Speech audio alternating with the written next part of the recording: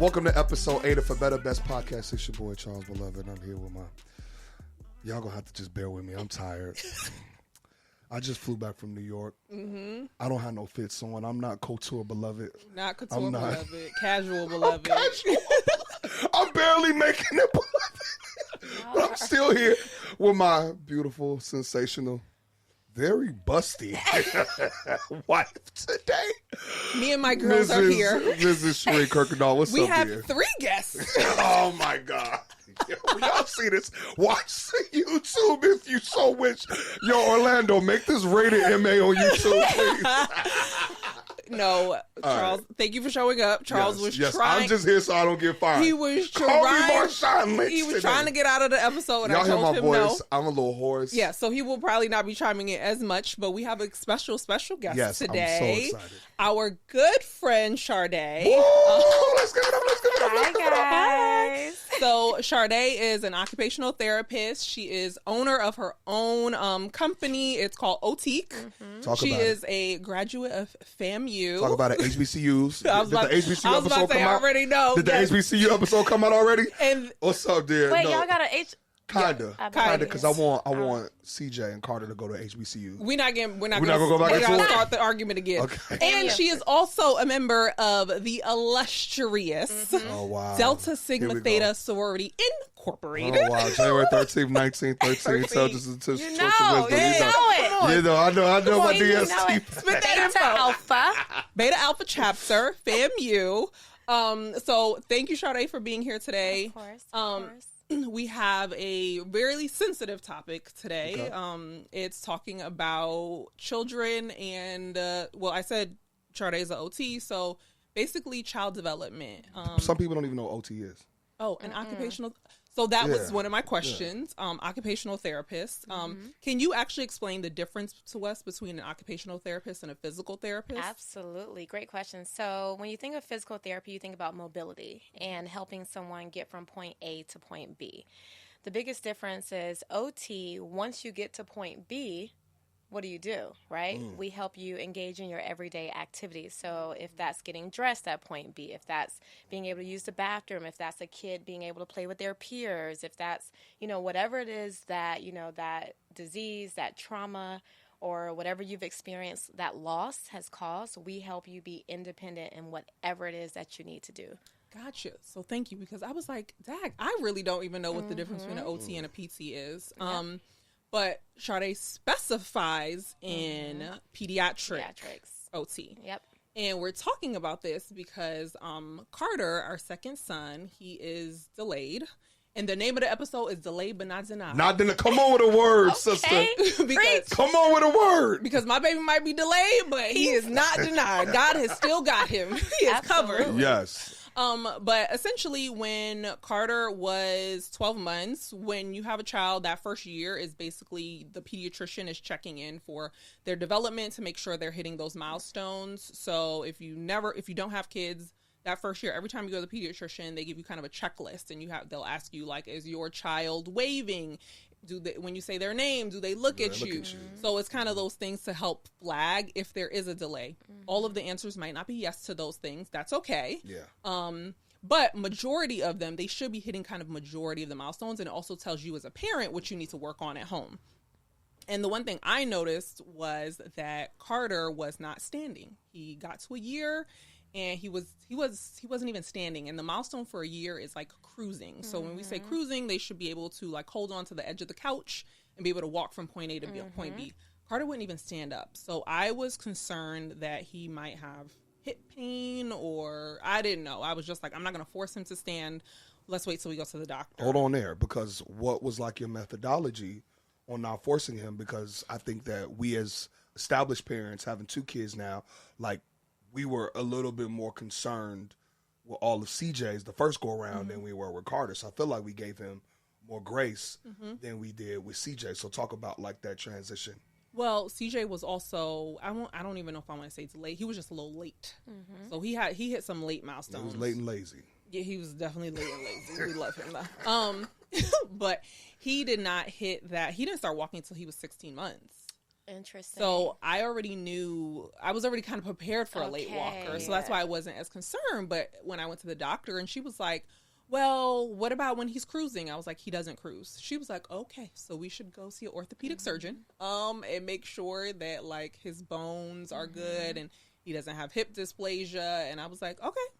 So I went to, and one thing about me, I am the parent. The minute I see something is wrong, we are going to the doctor. Absolutely. Every time I give you a suggestion, it's done. It's an appointment. Seconds. Yes, that is. Immediately. Seconds. Immediately we're going to the doctor. Our pediatrician makes fun of me because she's like, literally, Shireen, you will go to the doctor for any and every. I said, yes, I'm early intervention. Absolutely. Mommy. So we took him to the doctor. He was like, he was like, his bones feel good. I think he needs to be in physical therapy. And that is when I called Shardia. Because I was like, she is someone I trust and I want her expert opinion. Come on. It's a lot of certifications and stuff too. Y'all didn't hear she was going down her certifications before the episode. She didn't want to say them. It's a lot of extra stuff behind the name. When we get into the conversation, they'll come up. They'll come up.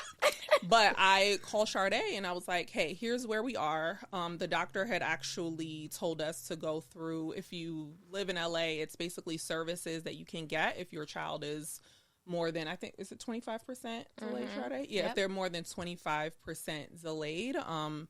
So I kind of reached out to those resources. They're free. They're through the state. And then I called Shardia because I was like, well, I do want backup. Like, I need an expert opinion. I need someone I trust to come in and tell me, like, is he bad or is he okay? Yeah. So I called Shardia and you were so gracious. You came to our house. You assessed him yourself. Thank you so much for that. Yes. I appreciate you. The one question I had was, like, as parents are thinking about, like, their children and those milestones, and honestly, parents, you can Google, like, what the milestones are for each stage of life if you want to, so you can be proactive. What's the balance though? Because like you get so tied to the milestones and you're like, but are they delayed? Like they don't look up when I say their name. Right. That's a great question. So I think it's important to just recognize that the milestones are a guide. They're not like definitive. Like if my kid is not doing this at 2 months or 4 months, like something's wrong. No, everyone's different. We all develop differently. So I think it's just having a general understanding that at about 6 months, my kids should be sitting up independently, right? At about 9 months, my kids should be starting to crawl, right? Independently. So it's just having that idea. And if they're not doing it, I would say within 2 months of that milestone, that's when I would start looking into getting, some kind of assessment. Now, it still doesn't mean, right? Parents hear assessment, right? And there's this stigma that there's something wrong with my child. And I think that's why parents actually delay that process because there's this shame, there's guilt, right, associated with something being wrong with my child. So just because you're taking your child to get an assessment, it doesn't mean something's wrong, right? Yeah. We all may just need like a little help boost, right? A little dose of development. That's what I call it. So I think it's important that if you are concerned, and we all have that feeling in the back of our mind. Right? You know how you look at something and you're like, something's just not right. Like it just doesn't feel right. When you feel that, get an assessment and at least get an expert opinion to say, you know what? He's fine. Like, this is normal. Give him another couple months, or whatever. Or like, hey, yeah, we need to address this. So I think it's not being stuck on the developmental milestones, but using that guide to say, hey, let me reach out to someone and just make sure and then let them go from there. I have reached out to you multiple times and asked you about Carter. Obviously, I'm very open to whatever the feedback is that you give me. You're very direct. I appreciate that. But I'll say, when we met Shardia, CJ was maybe, 2, 3? Yeah, he was young. He was small. Yeah. And I remember you used to therapize him. Like you used to assess him yourself. I can't turn it off. I know, and I'm working on that. Like literally when I'm out, I'm like, don't look at the kid. Don't look at the kid. Just don't look at him. Yeah, they eye crooked, but don't look at him. Because I'm trying not to but I do think as a friend, when I notice something, I would never just let it go under the rug. I'm always always going to say something, and my friend can do whatever they want with that information. But I think it's my responsibility as a friend and as a clinician to always be honest and transparent about what I'm seeing. And that was my question. Are you always honest and transparent? Because there are, to your point, there's so much shame, there's so much stigma. Some people don't want to hear that there's something, and I won't even say wrong. Right. Some people don't want to hear that their child needs help. I'm the opposite. Please tell me immediately if my child needs help so that I can help them. You know, it's interesting because early on in my career, I learned very quickly that our community does not like hearing that something's wrong with their child. So there were many times where I knew something was wrong, and I would just suggest something, and the first thing was, girl, ain't nothing wrong with my kid. Like, ain't nothing wrong with my kid, right? 2 years later, ring, ring, sure. Like, you know, so... You know, it's hard. It's hard, right? Like, even just having children in general and raising children is hard. So having a kid with a developmental delay is even harder and more challenging. So, yeah, I try to be upfront. I try to gauge the situation. Like, when we're on vacation, you know, in Cabo or something, I'm not trying to talk about development. But, like, if I'm in your personal space, I've seen that kid a few times. I've, you know, watched the videos on Instagram. I'm like... Okay, I have one friend who I was like, hey, I've been noticing your wife has posted some videos and I have some concerns. And he's like, as soon as you're in town, please come by. Not you assessing the video, not you assessing the cute Instagram stories. She can't even enjoy the scroll. I can't even enjoy the scroll. That's crazy. She can't enjoy the scroll. Not you looking at the Instagram story like the toe look a little off. That little baby toe. No, so yeah, I think, you know, I think it's my responsibility. But then I also have to remember, right, like this is someone's precious child. This is like an intimate, vulnerable conversation. So I try to just make sure that I'm not overstepping those boundaries. And in overstepping, I think it's a little even more sensitive coming from you because you yourself do not have children. So do you ever get that pushback of like, well, you don't even got no kids. So, and to me, I know so many practitioners and clinicians who don't have children. Absolutely. But to me, I think they actually know more than me as a parent because you've engaged with, I've only engaged with thousands. My two. You've engaged with hundreds, thousands. Right. So it's like you've seen the spectrum, whereas my knowledge is so limited to the scope of like my two children and the other children in my life that I, in happenstance, interact with. So like, even to me, someone having children has no bearing on like their expertise. Absolutely. And I always tell my moms, like, I'm like, one thing I cannot do, I don't know how to love your child. You are the number one person, the only person in this room right now who knows how to love your child. You know your child better than anyone else. But what you don't know is development and you don't know disability. So let's combine all of these different, expertise. You're the mom. Let me bring on my understanding of development. You bring on your understanding of that child. Let's combine it and come up with the most effective plan, right? Because we have to be on the same page. So if I have a mom who's defensive, she's not going to carry over the plan of care, right? Or she's going to constantly be questioning my judgment. So I think it's important to like disarm that mom at first and say, no, this is your baby. Like, trust me, I don't want your baby, right? I don't want my... Anyways, so Shardae's like, I want to help your child and I would like to go home. And I want to go home. To my dog. Right? So, like, I think, it's just kind of having that understanding that as a team, right, the clinician, the physician, the parent, the caregiver, whatever, we all have to work cohesively and really trust one another in this process. Yeah. And to your point, if they're not trusting you, a lot of the work gets done at home with the parents. So, you meet with your therapist for, an hour, 2 hours a week. And I'm coming in like, why is progress so slow? And it's like, I didn't really, Even my PT, she's like, the kids who develop the fastest are the parents who take the therapy home. Absolutely. Push their children at home. And I think it can be so uncomfortable for parents because, like, Carter cries, and I'm like, boy, I don't care. Look me in my eye. Let's go. We're going to start. We're going to walk across the room. So it's like finding that balance of like, yes, I don't want him to be uncomfortable, but knowing that there's progress made in discomfort. Girl, you need to come work with me. Progress made in discomfort. Right? That's a word. Yeah. And like for us, like I'm knock-kneed. I'm pigeon-toed. She's pigeon-toed. So when this boy just got, his feet are in, his knees are in, I'm like, you get it honestly. So I kind of, I feel bad. I'm like, I know, because your mama feet is wild. So I love you. You like, you got a nice big booty, but like leading up to that, like you just, if you see her on the street, focus on the butt, because if you go down to the feet, you're not gonna Are you done? You know, like, what's going on? I'm getting somewhere. So it's just like he's gotten it from both sides, Right. and like, I don't know. It brings up interesting feelings and seeing him struggle, because I'm like it's difficult when you have my bad trait and your mom's bad trait. Right. So part of me is like, does he need like the leg straightener thing? So You know do what I they mean? do the brace? I was told they don't even do the old school leg brace anymore. I mean, you would have to be severely disabled, right? Yeah. Like, you would have to have some type of structural concerns for us to go that route, because there are AFOs, ankle foot orthosis, like different things like that, but not. I was gonna say, Carter doesn't need that. But do you remember back in the day, like you used to see they class. threw them braces on kids in 5 minutes. Yeah, so I was like, look, because he's gonna be a brace boy. Hey, you know, I'm with it. Like, Science has changed things. okay, right? no, because that's all I remember. I was like, Cardi just need the brace things. He'll be all right.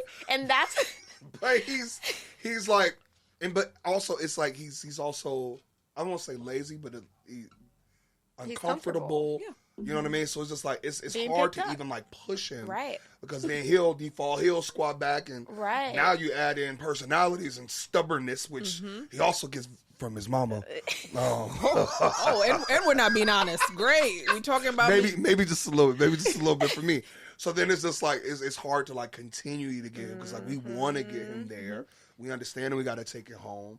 We understand it's getting harder and harder the older he gets. The more fear that comes into his mind now, like, you know, fear of falling, fear of letting go. You know what I mean? So it's just like, because his mental is still developing fine. Absolutely. Carter knows what the heck is going on. he knew when I walked up in there with my equipment, like, He was oh no, this ain't Nope. this ain't the type of time. she can leave right he now. looked at Shardia and was like, "No, ma'am. I don't know what you're here to do, but I know it's not going to be fun."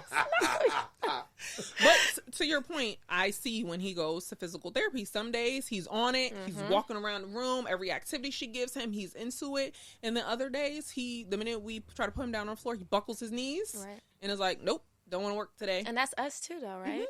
Yeah. There's some days we go to work and we are on. And then there's some days I'm like, I'm just going to sit at this computer and act like I'm doing something, because I just don't have the capacity. So we have to consider our kids' capacity as well, right? When they're going through things, you know, it's hard work for him. Yeah. It's like going to the gym, a personal trainer. I was just about to say, every time I'm like, "I know you in the gym, baby. The muscles are shaking." Yeah, right? So we just have to, well, one, you know, we have to think about the long-term goal as parents, right? You have to say, I know this is good for my kid. As clinicians, it's our job to make the activities fun so kids don't even know they're working, right? So, like, that's what we're supposed to do, like, have them doing crazy fun. They're laughing, they're, you know, cracking up, and then didn't even realize he just walked all the way across the room, you know? You said something, Charles, how you and Shireen both have, like, you know, your little knock knees and pigeon toes or whatever. And it makes me think of parents who say, "Oh, I was like that. He'll be fine, right? We don't have to do therapy. My knees was like that. My grandma's knees was like that. My auntie," right? We have to start recognizing when we were able to grow out of things, but this kid is not growing out of something. There's a big difference, because what you struggled with as a child may have only delayed you for a month, but it's delaying him for 6 months, right? Okay. So we have to get out of our feelings, right, and say, "I need help." Yeah. And as he kind of hit that 1 year mark, I was like, okay, he needs help. Let's get him the help. I signed up for the regional center. It took them like a month or so to get back to me. They assigned me a caseworker, and the way it's supposed to work is that they are supposed to come to your house. Everything should be in your house, because they're trying to lower the barrier of entry. Every parent doesn't have the time or flexibility to go to a physical therapy place. So everything should happen within the home. Of course, y'all, COVID made shortages on everything, and there's a shortage on physical therapists, so there's no one available to come to our home. So I take him to a center every week. But in taking him to a center every week, I'm like, he's not developing fast enough. It's not moving fast enough for me. I think he needs more. And I asked our PT, I was like, "Hey, do you think he would benefit from coming 2 times a week?" And she's like, "I think he's okay." And I'm like, "No, I think you should come 2 times a week. I'm suggesting it, but now I'm telling you." Advocate. So it has taught me that, one, I need to understand what I don't know, which is where people like Shardia come into my life, where I'm not afraid to ask questions. And I think, to your point, so much in our community is like, keep it in your house. Don't tell people your business. And I'm such a big advocate of like, people are so willing to help you, but if no one knows you need help, they will never be able to help you. And I tell people that all the time. I'm like, so what? You haven't spoken to that person in a year. It doesn't matter. It doesn't matter. Reach out to them. I'm sure you would be shocked at people's willingness to show up for you, despite having not seen you, despite having not spoken to you. Like, people like to help. People like to feel needed. And I think sometimes we get in our own heads about stuff, and it's like, I don't want to be a burden. I don't want to be a bother. Yep. And I'm like, and if I'm a bother, tell me I'm a bother. Right. I will not reach out to you anymore. What's the worst that can happen? They can say, no, don't hit me up anymore. Okay, cool. But I've had friends who have wanted jobs, and they're like, oh, I thought to hit you up, but I didn't want to bother you. And I'm like, people I don't know ask me for help all the time. Right. Ask me for my time, ask me for my energy, ask me for my expertise. They don't know me, and they're not even bashful. Right. If me and you are cool and I'm your friend, you should be able to come to me and be like, hey, this is the issue, I'm in need. So one, I thank you for your willingness to help. Of course. But as a parent, like, I needed to know, like, I can't do this by myself. I am his mom. I can be a great advocate for him, but I am not a child development specialist. I don't know development. Right. And we have to advocate. Like, it doesn't matter if we're talking about medical conditions, we're talking about, being uncomfortable at work, feeling like something was unfair. You have to advocate for yourself, right? Because no one else is going to stand up for you like you stand up for yourself. So I think that, when we do get into our feelings and in our head and we start to feel ashamed, or like maybe you have to step over that discomfort, right? Because the trajectory of your child's development is dependent upon you advocating for them and you saying something, right? We can't afford to let our kids struggle when there's help. And to me, time is of the essence. It is. Developmental time is so short. Now, back in the day, people used to say, oh, if you don't get help and they're not doing something by the age of 5, it's over, right? So medicine and science has shown research, right, that neuroplasticity is throughout the lifespan. So we're not worried about that anymore. But when we're talking about developmental gaps, because at the age of 2, right, we're expecting this kid to be running so that when they get to 3 and they're in daycare, they can build social relationships. But if the kid is not walking by 2, when they get to 3, if they're still delayed, they can't run. Now we're getting into social barriers. They're still weak by 3. When we get to 4, we're starting to draw and write. Now they can't write because we still have weaknesses, right? So it's like, it's a spiral. It compounds, right? And everything spirals. And it's unfortunate. Carter's not lacking in the social skills. No, He'll he letting y'all know. Shove his brother out the way to get to y'all. CJ is doing piano right now, y'all, and the piano has a microphone. Oh, Carter's singing it. Oh man, he's making songs. Poor CJ. You have not posted that. Poor CJ can't. I'm gonna post it because poor CJ can't even practice in peace. My man's Michael Jackson and treating my oldest like Tito. Like, yo, you ever seen like someone be a mic hog on stage? Yeah. Carter be grabbing that mic from CJ, banging keys. My man That's so cute. He's like, I'm here. Y'all will hear me and see me. Which is why I want him to walk, because I'm like, you don't even know how full your life can be. Yeah. And to me, that is outside of the developmental, I'm like, son, I see so much in you and you're missing out, and I don't want you to miss out, and I know you don't want to miss out. Right. I will say, though, I mean, you guys know how it was when CJ started to walk. So your life changed. Oh, absolutely. So and now Carter, you're chasing a kid, right? Yeah, we got the childproof. So I hope y'all ready for that. No. Carter is the one they put the safety label on the back of things for, because he doesn't care. No, he literally does not care. He's the kid that will eat a Tide Pod.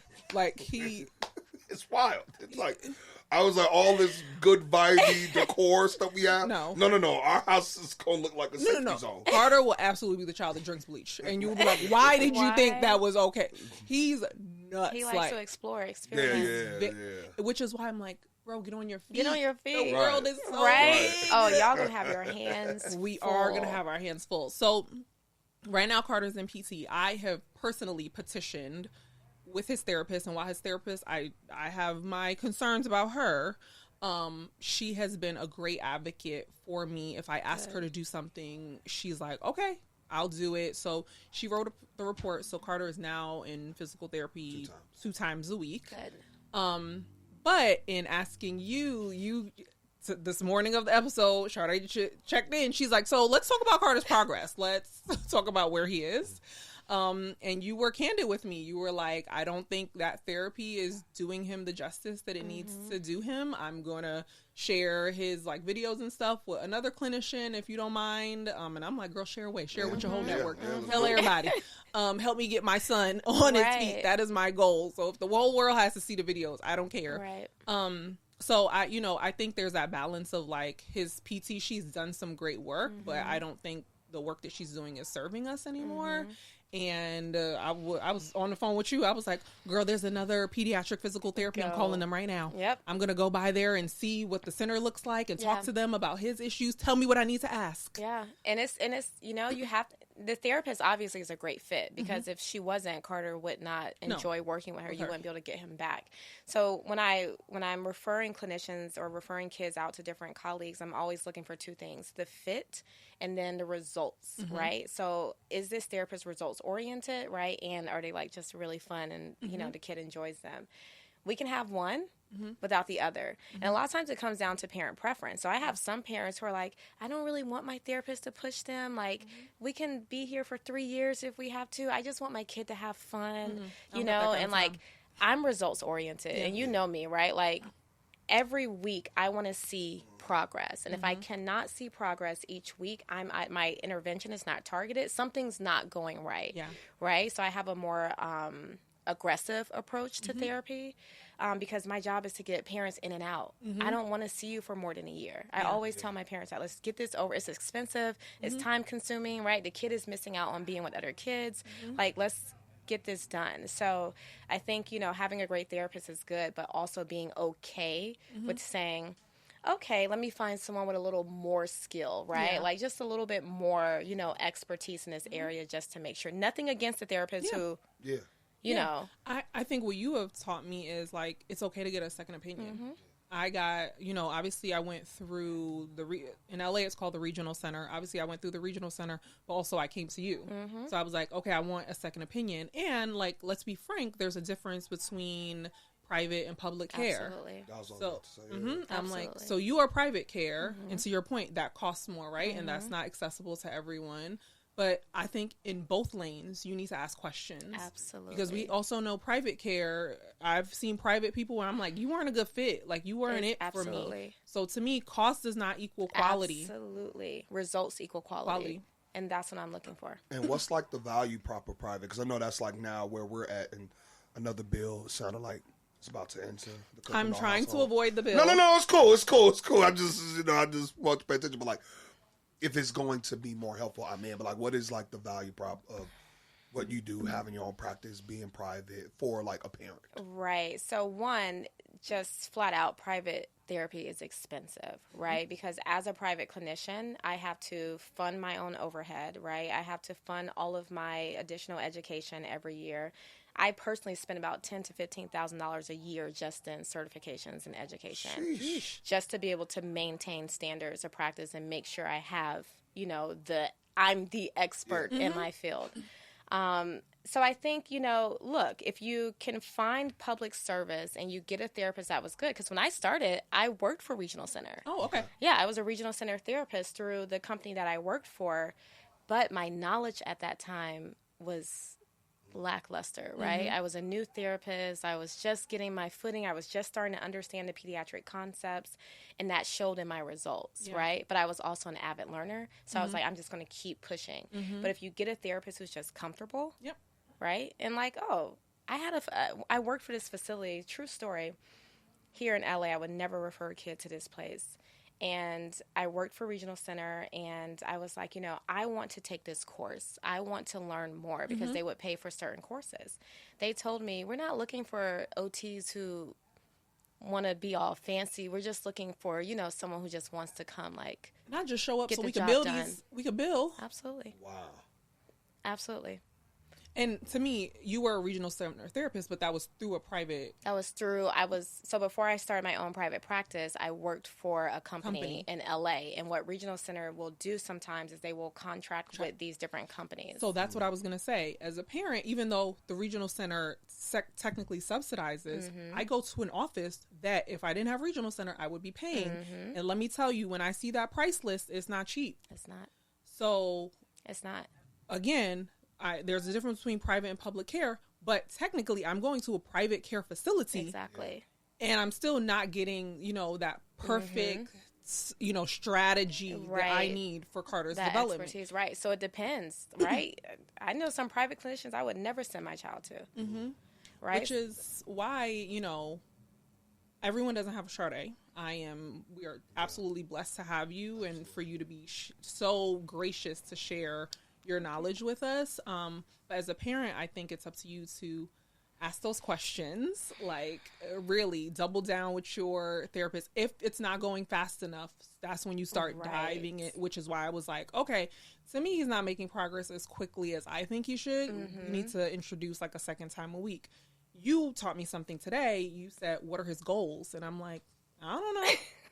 What are the barriers, right? So when you first start therapy, we do an initial evaluation. And through that evaluation, as a clinician, I understand your concerns as a parent, but I also look at this child from OT. We're looking at sensory, emotional, physical, cognitive. I'm looking at this kid and I'm saying this barrier, right, is preventing him from doing this.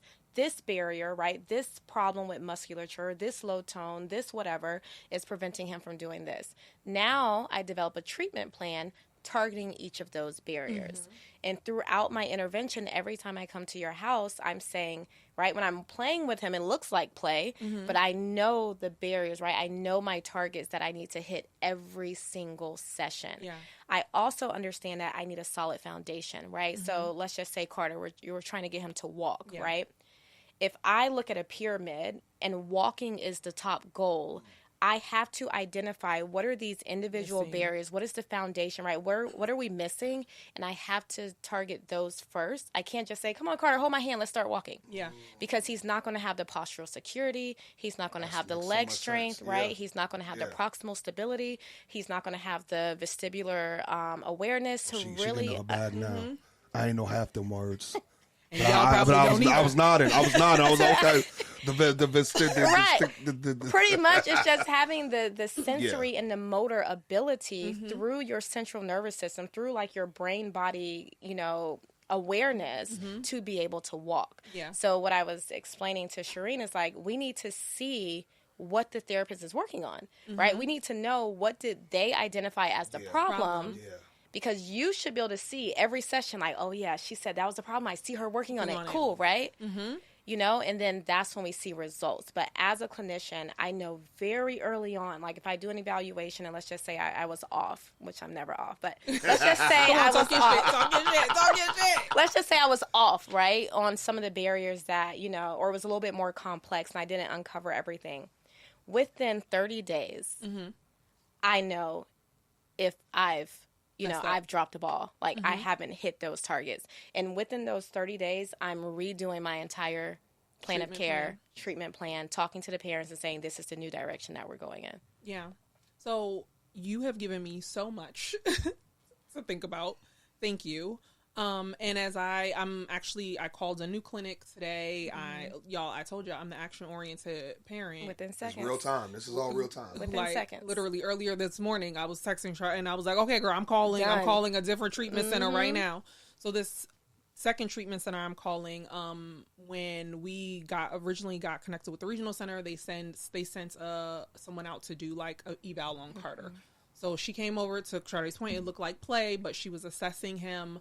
And she was amazing, and she gave me all the tips and gave me her phone number and was like, text me if you have questions. And I text her, y'all. Yep. Because, again, it's like, if you're going to offer me your help, Absolutely. I'm going to take you up on it.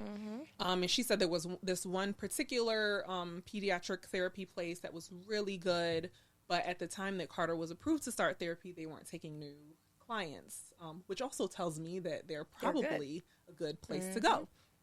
So when Shardia was like, I don't think his therapist is like results oriented. Yeah, is like has goals or is targeting specific things. I was like, okay, thank you. I will call that new treatment. That's what we needed to hear. Yeah, I was like, that's all I needed. I will call that place again. So I called. So y'all pray for us. I called them and they said that they are taking new patients. And they were like, regional center is fine because y'all know everywhere doesn't take the government issued services, unfortunately. So I'm gonna try to. I left a message. It's already on my calendar to follow up on Monday if I don't hear back. Because to me, this is so important. Yeah. And even though it takes me away from work, there are other things I could be doing. My kids are my number one. Absolutely. It's paramount. CJ. Absolutely. Speaking of children, CJ's we have a special guest star. CJ's committed to being a celebrity. So, okay. A podcaster, a musician. I just want y'all to know, when y'all kids go to school, they are telling people at school your business. Because why did CJ's teacher say, hey, I heard you guys have a podcast. Why do you know that, ma'am? Come on in here, CJ. You want a podcast again? Man of the hour. Welcome. welcome. And then when we're filming season 2, he's like, oh, great, I have to tell her season 2 has started again. What you want to say to the people on this episode? Hi. Hi, and what can they look forward to coming from you? I know you do movies, you do singing, like what I know you have CJ.com that you want to do. CJ.com. What's coming out first? Are you a singer-songwriter? Yeah. All of it. Okay, cool. Well, this was phenomenal. Yes. Shardia, we really appreciate your time. Like, you have continued to help our boys so much. And we love you. And we ain't going to stop asking the questions. I know the rate crazy, but I'd be like, baby, keep it under 2 minutes, please. We appreciate keep it under 2 minutes. We appreciate the family discount. Of course. We appreciate you. Says episode 8, the Better Best Podcast. We out.